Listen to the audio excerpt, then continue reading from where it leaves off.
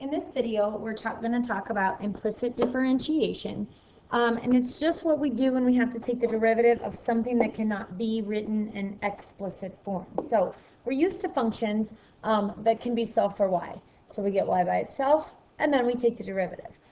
Some equations, though, we cannot get y by itself because we have y's that are not like terms. So in this case, because we can't write y as a function of x, we cannot take the derivative with respect to x in the way that we're used to dealing with. So we need to use something called implicit differentiation. Implicit differentiation assumes that y is some function of x. We don't know what it is, but it represents something. Maybe, I don't know, 3x squared plus 1.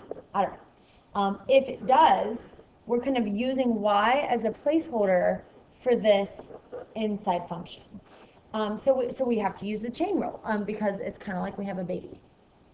So we do have to use Leibniz notation just to be clear on what we're doing.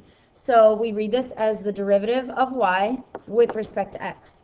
So this tells us the variable that should be in the function. If it matches, we take the derivative like normal. If it's something other than this variable, then we have to treat that variable as representing some function. So the other thing that may come up is the normal line. A normal line is a line that is perpendicular to the tangent line. So if I have some function and I have a line that is tangent at a point, the normal line is the line that is perpendicular to that. So because it's got to be perpendicular, its slope will be opposite reciprocals to your derivative. So our first example, if we can put into explicit form first, we do. This says, find the derivative of y. So we need to be able to get y by itself. In this case over here, we can. All we would have to do, we could maybe add 4y to both sides so that we get 2x to the third plus 5 equals 0 plus 4y. And then we could divide both sides by 4. We can simplify to 1/2 x cubed plus 5/4. And now that we know y is, now that we can take the derivative of y while respecting x. Again, this says this is the name of what we're differentiating, and this is the only variable that should be in the problem. And if that's true, we just take our derivative. Here we'll get 3/2 x to the second, and the derivative of a constant is 0. Sometimes, however, we cannot get y by itself. If we cannot, here's kind of our steps. I'm not really going to go through all of it. You can go back and read it if you want, but we're going to just jump right into an example. So in this example, remember this says take the derivative of y, and x should be the only variable in the problem. Unfortunately, we cannot get y by itself. So we have to go ahead and use implicit differentiation.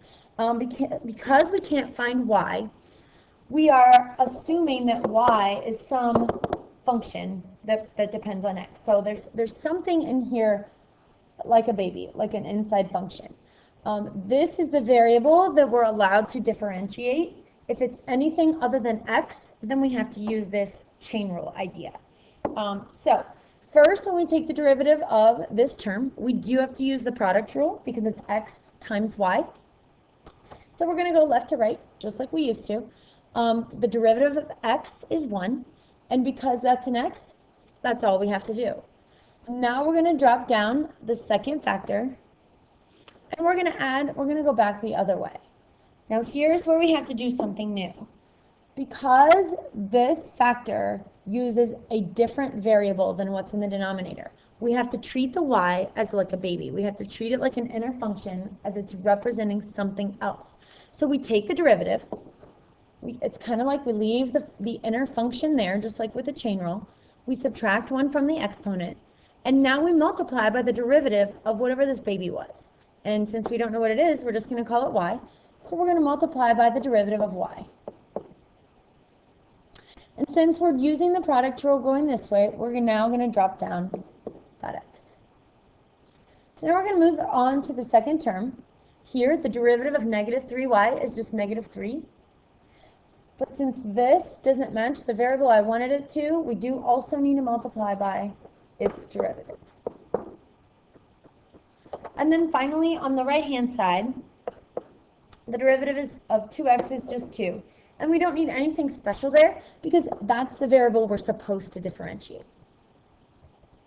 Now, the directions do say to find dy dx. That means when it's all said and done, I want dy dx by itself. So I need to simplify in order to do that. So I'm going to go ahead and take this guy to the other side. So we'll have 2, I'm just going to kind of rearrange this, 2xy dy dx minus 3 dy dx equals 2 minus y squared. And since we need to solve for dy dx, we can actually factor it out. It's a GCF. So we're going to factor out dy dx, and we're left with 2 times xy minus 3 equals 2 minus y squared. And finally, in order to get dy dx by itself, we do need to divide by 2xy minus 3 and just rewrite the second part of our problem. And this is what we get. So we do have a derivative that has both an x and y in it. So in our next example here, they're actually wanting us to take the second derivative. So again, this tells us what the variable is in the problem. So if it's an x, we don't do anything different. If it's a y or anything other than x, then we have to use the chain rule. So derivative of x squared is just 2x. Derivative of y squared is 2 times whatever y is times whatever the derivative of y is. And then the derivative of 25 is 0. Now they want us to find the second derivative. We could leave it like this, or we could get dy dx by itself first. I'm going to go ahead and do that just because the second derivative will be easier. So I'm going to take away 2x on both sides. And finally, we're going to divide by 2y and simplify.